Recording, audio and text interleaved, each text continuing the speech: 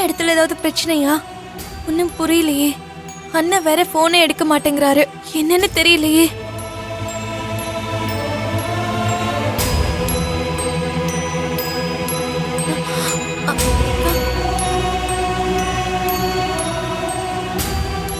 என்னாச்சு தேவி? ஏதோ டென்ஷனா இருக்கிற மாதிரி தெரியுது. அதெல்லாம் ஒண்ணும் இல்லக்கா. நம்பிட்டேன். நீ என்கிட்ட பொய் சொல்ல மாட்ட, எதையும் மறைக்க மாட்டேன்னு நான் நினைக்கிறேன். அப்படிதானே?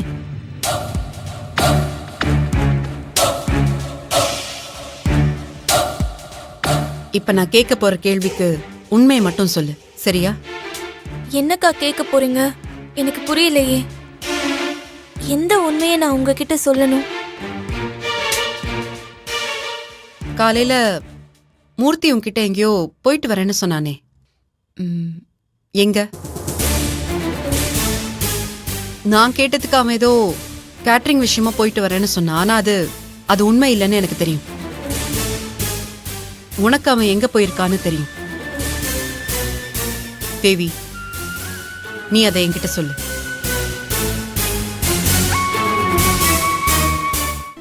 தேவி, நான் உன்னதான் கேக்குறேன். மூர்த்தி எங்க போயிருக்கான்?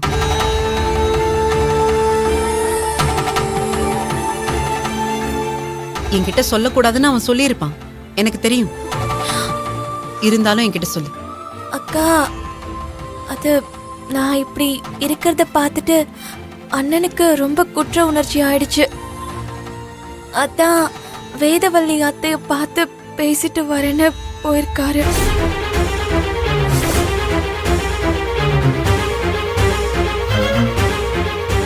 என்ன சொல்ற?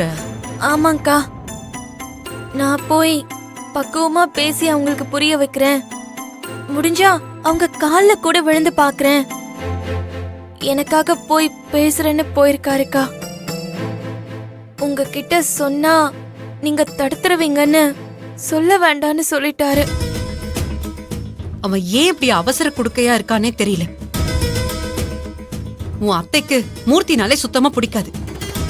அம்மாவோ தனானியோ போய் பேசினா கூட அவங்க மனசு கொஞ்சமாவது இறங்கறதுக்கு வாய்ப்பு இருக்கு. அவனை பார்த்தாலே அவங்க எப்பவுமே எரிஞ்செறிஞ்சு விழுவாங்க. அப்படி இருக்கும்போது எதுக்கு இவன் முட்டாள்தனமா முடிவெடுத்தான்? பிரச்சனையை முடிக்க பாக்கணுமே தவிர அது ஆலமரம் மாதிரி வளர்ந்துகிட்டே போக கூடாதுன்னு நான் அவன் கிட்ட பல தடவை படிச்சு சொல்லியிருக்கேன்.